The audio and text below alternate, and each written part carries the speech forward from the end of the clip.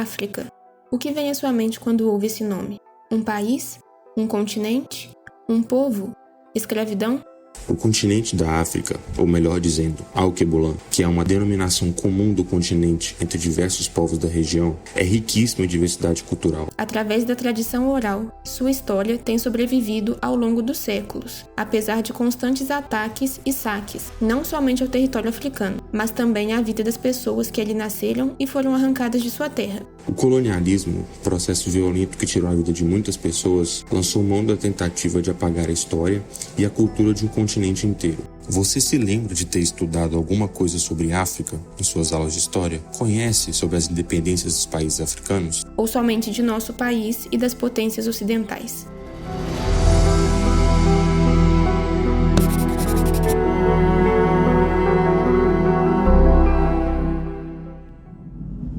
Da mesma maneira que o tráfico de escravos na África é interpretado de forma equivocada como um processo pacífico, justo, há também vários equívocos sobre os movimentos de resistência à colonização na África. A colonização foi um processo ocorrido no fim do século XIX e no início do século XX, que implantou uma violência e controle religioso, cultural e linguístico fundamentada na dominação de raça. Diferente de o que muitos acreditam, os africanos não aceitaram pacificamente a colonização europeia, e os movimentos de resistência não foram desorganizados e irracionais. A descolonização dos países africanos foi uma vontade ativa de comunidade. De reafirmação religiosa a banditismo social, houveram os vários movimentos e resistências culturais, sociais e linguísticas em todo o continente africano, negando os valores europeus que foram impostos ao longo do processo de colonização. Para sair de uma concepção de historiografia europeia tradicional, pretendemos revelar a África a partir da própria África. Seus movimentos e processos anticoloniais que foram esquecidos ao longo do tempo, muitos ainda desconhecidos, embora nosso foco seja nas resistências anticoloniais do processo de independência após a Segunda Guerra Mundial. Vale destacar também as resistências contra a chegada dos europeus. Primeiramente, precisamos reconhecer o papel e a importância das ideias religiosas nos movimentos de resistência africanos. Os relatórios coloniais dos europeus nos mostram os fanáticos feiticeiros curandeiros e a magia do desespero, causando posteriormente um desrespeito pelas religiosidades e espiritualidades africanas. Situações em que santuários e objetos ritualísticos foram destruídos e sacerdotes foram executados se destacaram nesse momento. As resistências espirituais e religiosas faziam parte dos grandes movimentos ideológicos anticoloniais. Um grande exemplo disso seria a rebelião de Mamadou Lamine, líder profético do Soninke.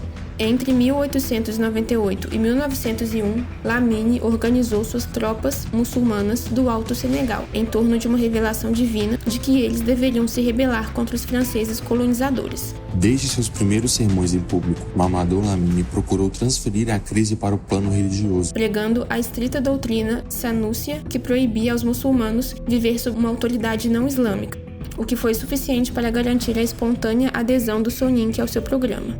Diante dessas buscas de heranças pré-coloniais, também houveram muitos movimentos de reafirmações culturais e artísticos como forma de resistência.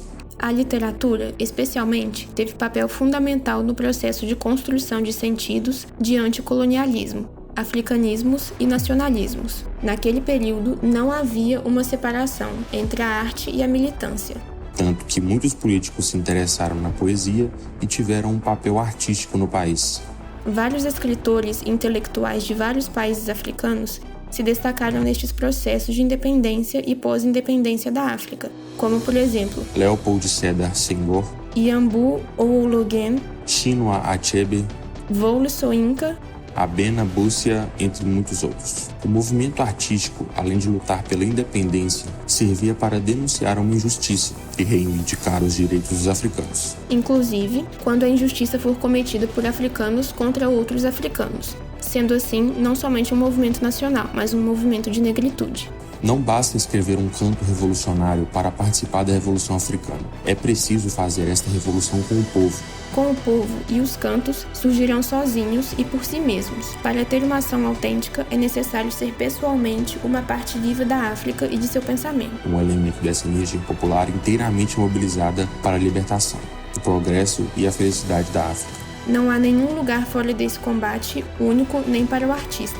nem para o intelectual que não esteja ele próprio empenhado em totalmente mobilizado com o povo na grande luta da África e da humanidade sofredora. Em face da procura das identidades negro-africanas e árabe-muçulmanas pré-coloniais e da paixão por elas, surge também um ódio pelas culturas pré-coloniais. Albert Memmi, no seu livro Retrato do Colonizado, precedido de Retrato do Colonizador, nos conta como uma sociedade colonizada é incapaz de quebrar com as tradições e estruturas coloniais inteiramente. A dominação europeia teve um grande impacto negativo na visão africana sobre suas próprias culturas. Enquanto uns lutavam fortemente para as tradições pré-coloniais, outros foram rápidos em aceitar a língua e cultura do colonizador. Em um relato, Mantia Diawara, escritor e cineasta do Mali, afirma que, nos primeiros anos após a independência, Sékou Touré, primeiro presidente de Guiné, mudou o objeto da revolução. A sua ira passou a concentrar-se noutros grupos étnicos africanos da Guiné e nas suas tradições. Outro exemplo desse conflito interno é Kwame Nkrumah, o primeiro presidente de Gana. Mesmo sendo um grande ator no movimento pan-africanismo, Nkrumah possuía políticas antitradicionalistas, se opondo à cultura tradicional de Gana. No seu livro Africa Must Unite, A África Deve Unir-se, o político relatou sobre a necessidade da guerra contra o tribalismo, termo pejorativo para se referir às tradições, culturas, línguas e religiões tradicionais. Ele também disserta sobre sua política de controlar ou proibir organizações que usam ou se envolvem em propaganda racial ou religiosa, em detrimento de qualquer outra comunidade racial ou religiosa, ou garantem a eleição de pessoas por conta de suas afiliações raciais ou religiosas. De acordo com Leila Leite Hernandes, o pan-africanismo foi um movimento fundamental para a tomada de consciência das elites culturais africanas em relação às questões econômicas, sociais, políticas e culturais do continente. Suas ideias centrais foram fundamentais para a formulação de projetos para que houvesse o combate das injustiças e opressões, sugerindo assim a conquista das independências em nível continental. A ideia de nação continental veio como uma forma de atribuir ao continente africano uma identidade, demonstrando aos europeus e norte-americanos a ideia do que é ser africano. Com isso, foi trazido para o pan-africanismo a ideia de elevar o continente a uma pátria comum de todos os negros em solo africano, a partir do sentimento de raça. O pan-africanismo, enquanto discurso e movimento de autoafirmação, se tornou central e motivador na luta contra o imperialismo e o colonialismo. Mas foi no Congresso Pan-Africano de 1945, em Manchester, que foi concretizada uma ideologia nacionalista nesse movimento, liderada pelas massas em busca da libertação do continente, que contribuiu para a derrota do sistema colonial, assim ocasionando as independências em África entre os anos de 1950 e 1960. Em suma, o pan-africanismo pode ser interpretado como um movimento político-ideológico, ou como uma imaginação coletiva de união que desconsidera as especificidades culturais dos povos negros, levando em conta a necessidade de união diante das injustiças pelas quais passaram. O mal-estar pan-negro foi algo que mobilizou os movimentos de libertação nacional. E também deu alguma legitimidade ao campo cultural para esses pensadores negros. Alguns pontos principais que se tem no pan-africanismo, de acordo com José Flávio Sombra Saraiva, são: igualdade de raça negra com todas as raças, liberdade dos povos da África e seus descendentes, controle das terras africanas pelos africanos, abolição dos trabalhos forçados e dos impostos excessivos, abolição, no sentido político e econômico, de todas as distinções raciais e de classe, liberdade de comunicação no interior da África e ao longo das suas costas, liberdade de associação de imprensa e de expressão, reconhecimento do direito à educação e o reconhecimento dos direitos sindicais.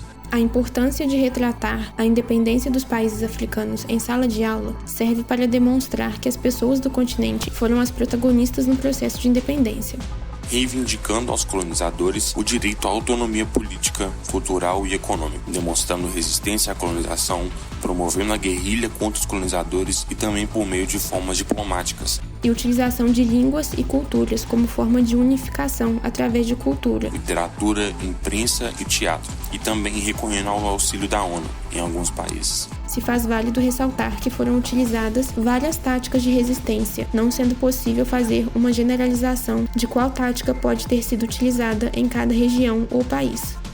Primeiro, que a coisa não é tão maniqueísta assim, né? A gente não pode pensar apenas trabalhar independência, trabalhar descolonização. A gente precisa contextualizar isso, né? O que é independência? O que é independência? A independência é só uma independência política? Né? O que é descolonizar? Descolonizar é só alcançar essa independência política? Né? Hoje a gente observa que, na verdade, são processos. Né? O que vai culminar nesse processo de independência vai ter lá o seu início com as lutas anticoloniais. Só que a descolonização, ela não parte só da autonomia política. Descolonizar também diz respeito a resgate, né? A resgatar as raízes. Então, quando a gente fala descolonizar, a gente está falando também de descolonizar as mentes, de descolonizar o pensamento. Um intelectual africano que discutiu muito, porque além de ser um intelectual africano, ele foi um nacionalista da Guiné-Bissau, foi Amílcar Cabral. Amílcar Cabral, ele é um dos fundadores do Partido de Independência, né, da Guiné-Bissau e Cabo Verde. E o que ele tinha como ideia? A ideia era que o processo, né, todo esse processo que culminaria na independência desses países não seria só um processo político, mas também é um processo cultural, né? Onde a educação tem um papel super importante, onde as tradições também têm um papel importante, os costumes têm um papel importante, porque descolonizar é descolonizar as mentes, ou também, como ele mencionava, é a africanização do espírito.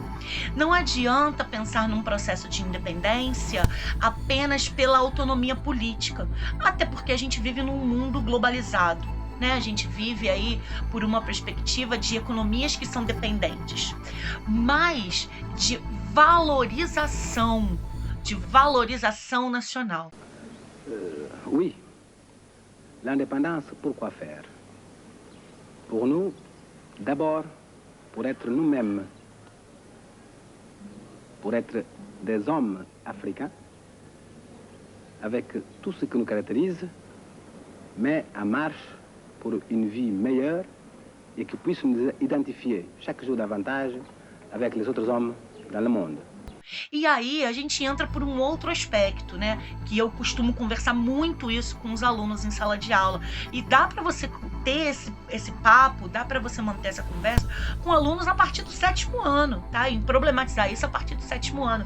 Em pensar o que é o nacionalismo, né? Visto que o nacionalismo que a gente sempre pensa, ele está muito relacionado com aquelas características da Europa. Esse é um outro cuidado que a gente precisa tomar, tanto dentro da academia, quanto também dentro da sala de aula do ensino básico. Contextualizar os próprios conceitos que a gente trabalha. Ainda hoje a gente enfrenta algumas barreiras, alguns desafios na implementação desses estudos. Apesar da Lei 10.639, que inseriu o conteúdo didático, né, dentro dos livros, toda a herança deixada pelo colonialismo, por uma visão eurocêntrica, ainda cria aí alguns desafios, alguns ressaltos para a implementação, né, para serem colocados em prática. Principalmente porque o colonialismo ele se constrói a partir da desconstrução do outro, né? De se criar uma visão negativa. Ou seja, se a gente tem como parâmetro uma ideia eurocêntrica, o colonialismo ele criou o quê? Né? O contrário de ser eurocêntrico.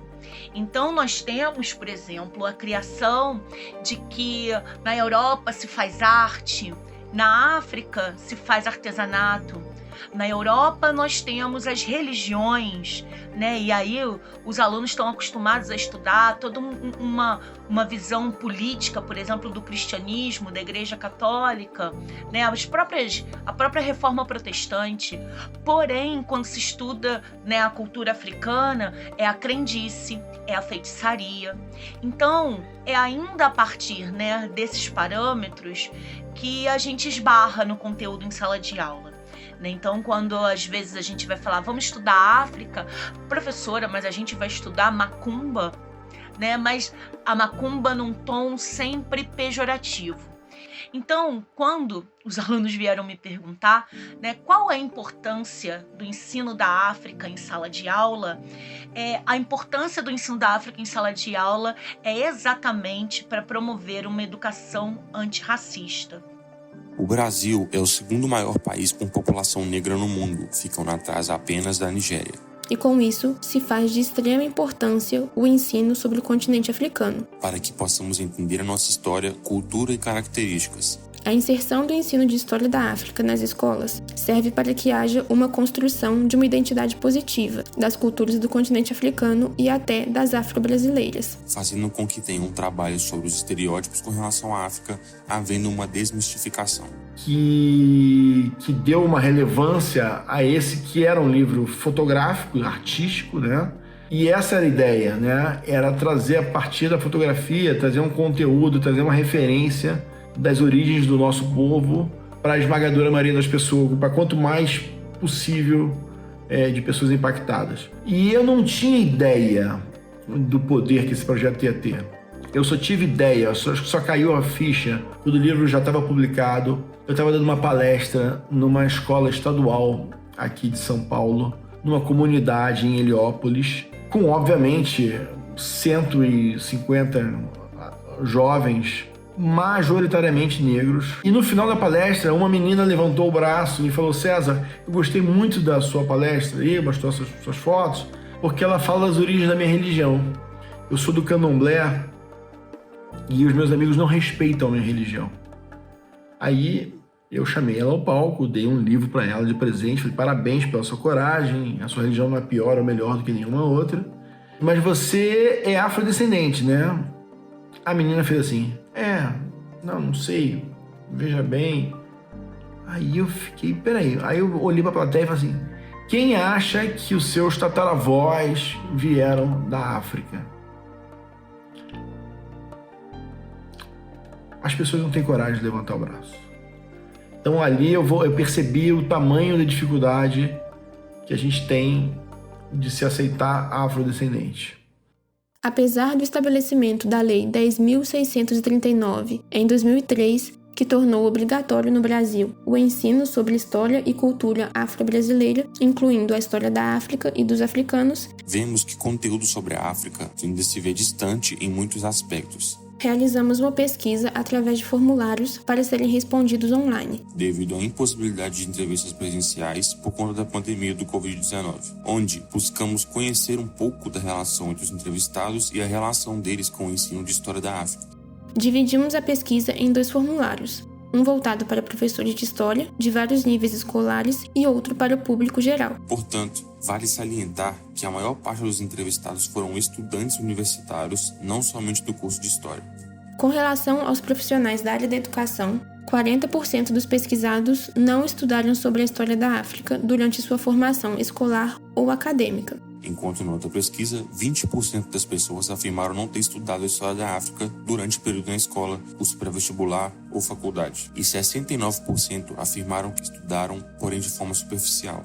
A partir dos resultados obtidos com a última pesquisa, foi percebida uma grande quantidade de aulas somente expositivas, com conteúdo básico, que em sua grande maioria não dialogam com outros aspectos da África, que não sejam escravidão e tráfico de escravos. Aulas sobre independência dos países africanos e África na pós-independência foram vistos de menos, junto com dinâmicas políticas e historiografia africana. De acordo com as respostas dos professores, 70% deles afirmaram que ensinam sobre as independências de países da África, sendo os mencionados na pesquisa Angola, África do Sul, Congo e Argélia. Ao serem perguntados sobre de que forma a história da África possa ser ensinada, várias possibilidades surgiram, como ensinar a história da África através de valores africanos e afro-brasileiros, através da desconstrução da visão europeia, através da diversidade africana, através da história mundial, da literatura, fontes variadas, cinema e através do combate dos estereótipos e preconceitos sobre a África. Pelo lado do público geral, recebemos uma variedade de formas que estudaram sobre a África, por meio de filmes, documentários, livros didáticos, livros literários, vídeos, textos acadêmicos, músicas, séries de TV, documentos, projetos culturais, podcasts, obras artísticas, matérias jornalísticas e entrevistas. Em outro momento da pesquisa, 41% dos pesquisados responderam que não lembram de nenhuma outra ocasião de estudar a cultura africana fora do Dia da Consciência Negra. E vários relataram que estudaram quando foi discutido racismo, intolerância, desigualdade, miséria e fome. A questão da África em sala de aula ainda está relacionada a estereótipos e imagens simplificadas.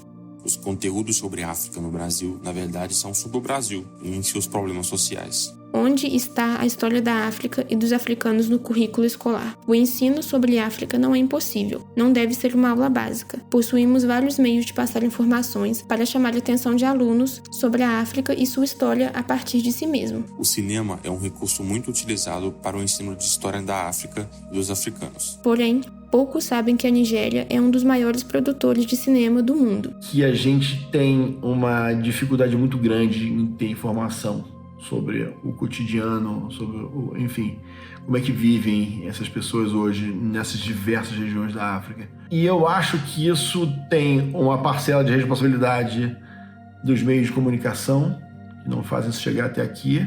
Eu não sei como que a gente não recebe mais cultura africana aqui. A Nigéria, por exemplo, até onde eu sei, é o terceiro maior polo de produção de cinema do mundo. Não é possível que a gente não tenha nada de bom para consumir de cinema nigeriano aqui. E a gente não liga para isso. Eu não vejo uma emissora brasileira exibir alguma coisa produzida lá. O que chega pra gente, sempre, são as guerras, são as pandemias, enfim, isso chega pra gente. E eu acho que isso é uma lástima, porque tem tanta coisa rica, tem tanta coisa interessante lá, que realmente a gente deveria consumir mais a África. Então, se por um lado chega pouco, por outro lado, a gente procura pouco também. Eu acho que se você... Sobretudo porque tem uma coisa acadêmica também, essa é a minha percepção, que fala muito com a academia. Então, o que tem de conhecimento na academia que não chega ao público geral e que seria super interessante e que esse muro fosse transposto. Podemos perceber que há uma grande desinformação e falta de conhecimento sobre muitos aspectos da África. As independências e pós-independências dos países africanos não são tão explorados em sala de aula como deveriam ser. Partir para os estudos africanos em sala de aula requer também reconstruir uma forma de pensar. Porque reconstruir uma maneira de pensar passa muito por problematizar os conceitos que a gente trabalha. Então, problematizar o conceito de nacionalismo, problematizar o conceito de tribalismo, né? Mostrando para o aluno, demonstrando para o aluno que, na verdade, o termo tribo, né, por ter sido cunhado a partir de uma visão ocidental, eurocêntrica, ele traz em si uma série de fatores que são fatores pejorativos, né? Características pejorativas, como se tribo fosse algo incivilizado, atrasado, que precisasse ser salvo, que precisasse de cuidados. Então, o aluno ele precisa construir essa linha de raciocínio. Assim como, hoje em dia, a gente utiliza a questão da etnia, né? Então, demonstrar para o aluno, mas o que é um grupo étnico? Será que eles já se dividiam assim? Será que eles, né, os africanos, eles se entendiam como grupos étnicos? E aí demonstrar, partindo muito aí de um debate mais atual, né, do Jean-Luc Amissel, do Elikia Bokolo, onde eles debatem que, inclusive, o conceito de etnia é um conceito carregado por uma visão eurocêntrica. Quando esse assunto é tratado em livros didáticos, o assunto é descrito como descolonização dos países africanos, deixando a entender que os países colonizadores deixaram de dominar politicamente a África. Um exemplo que eu posso dar para vocês de um movimento que eu fiz numa turma de 8º ano. Né? Então, as meninas super engajadas, super, né, na discussão do feminismo. E aí eu comecei a conversar com elas, né, sobre o que é o feminismo. Né? Quando que ele começa? Vocês já pararam para pensar nisso? Eu gosto muito de começar as minhas aulas a partir de uma pergunta, né? E aí, da onde que surge o feminismo? Mas será que todas as mulheres se enquadram dentro de um movimento feminista? E a gente foi construindo junto, inclusive com os meninos, né? E construindo junto esse pensamento até chegar na invenção das mulheres da pesquisadora nigeriana Oyeronke Oyumi. Né? E aí eu pude apresentar para a turma uma outra visão. Mas e as mulheres africanas? Né? O quanto de uma cultura e da tradição, do comportamento da mulher africana está ligado com os seus traços, né? E trouxe toda uma perspectiva, inclusive religiosa, né, de matriz religiosa, que está presente dentro dos resultados de pesquisa da Oyeronke Oyumi. E foi uma proposta muito bacana e que a turma se empolgou. Uma outra ação também, né, que eu promovi num tempo atrás na sala de aula, foi inclusive numa turma de 7º ano, quando a gente estava conversando sobre sistemas políticos, qual era o papel do governo, né, como que um governo deve agir. E aí eu consegui conversar com eles e levar para eles a ideia da necropolítica do Attila Mbembe, né, de explicar para eles, mas será que todos os governos funcionam da mesma forma? Né? Vamos pensar, então, por um outro viés, por uma outra perspectiva. E é possível construir, né, esse conhecimento em conjunto com o aluno. Então, não se trata de, por exemplo, só colocar o continente africano como vítima desse colonialismo, porque a partir do momento que a gente coloca a agência africana, né, a partir do momento que os africanos se tornam agentes, sujeitos da sua própria história, a gente percebe que tudo tem uma série de nuances, né? Nuances de resistência, até mesmo nuances dentro da prática do colonialismo. Quando a gente pensa em colonialismo em Angola, né? O colonialismo português em Angola, ele não se dá em todo o país da mesma maneira, né? Então, vai acontecer de uma determinada forma em Luanda, vai acontecer de uma outra forma nas regiões mais afastadas, né? Nas regiões no interior. Então, é preciso demonstrar para o aluno em sala de aula que as coisas não são construídas de uma maneira tão estanque. E como que a gente faz isso? Através das fontes, né? Então, levando as fontes para os alunos. Eu já levei alguns recortes, por exemplo, da obra As Aventuras de Ngunga, de Pepe Tela, para eles entenderem, né, como que se cria ali a luta anticolonial. No pós-colonialismo, eu já levei alguns trechos de obras, por exemplo, do Ondjak, que é um outro escritor angolano, né, para se discutir isso em sala de aula. E aí eles passam também a ter um conhecimento muito mais amplo. Em que sentido? Né, que pra gente pode parecer banal, mas no sentido de que existe literatura nesses lugares, existe produção de conhecimento, existe produção de cinema, produção de desenho. Quando a gente aproxima a África da sala de aula, a gente percebe que os alunos, eles estão abertos a esse conhecimento. Eles estão sedentos por esse conhecimento. A partir do momento que a gente leva essa produção africana para a sala de aula, se abre portas para outros debates, para engrandecer outros debates, inclusive de problematizações particulares mesmo, né, da vida do aluno, da sociedade em que ele está inserido. Assim, se torna bastante necessário que haja mudanças a respeito das visões deturpadas que prevalecem sobre o continente africano e seu povo. Durante o século XIX e XX, a África se mostrava um território bastante subdesenvolvido ou, em muitos casos, não desenvolvido, com índices humanos baixíssimos e aspectos políticos e econômicos irrisórios.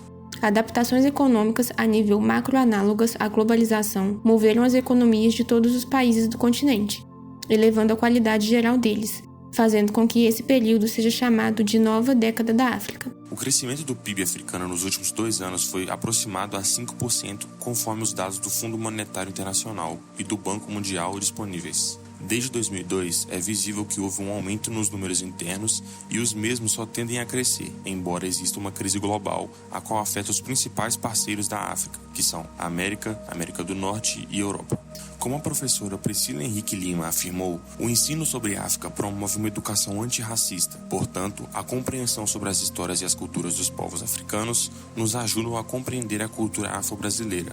Além disso, os estudos sobre a história da África e dos africanos quebram as visões e percepções negativas que ainda possuímos hoje em dia. Entre a divulgação de estereótipos e a falta de certos ensinamentos, o Brasil se encontra com uma necessidade de compreender melhor a África em sala de aula, especialmente em relação aos processos de independências e pós-independências. A partir desses processos, os alunos brasileiros compreendem o significado de anticolonialismo e decolonialismo e compreendem a África contemporânea. Ao serem perguntados se já foi do seu interesse pessoal estudar sobre o continente africano e sua cultura, 70% do público geral respondeu que sim, 27% responderam que não, porém acreditam que é importante, e 3% responderam que não se interessam. Embora ainda há aqueles que não pensam ou não se interessam na África, percebemos que a grande maioria tem consciência sobre a importância da África. Ao final da pesquisa, pedimos ao público para contar suas próprias percepções sobre o continente. 100 pessoas diferentes responderam essa questão de uma forma pessoal. Porém, resumimos as ideias principais de todas. Muitos reconheceram sua própria ignorância no assunto e suas percepções eurocêntricas. Aqueles que tiveram um grande contato com estudos da área destacaram as rupturas de noções prévias.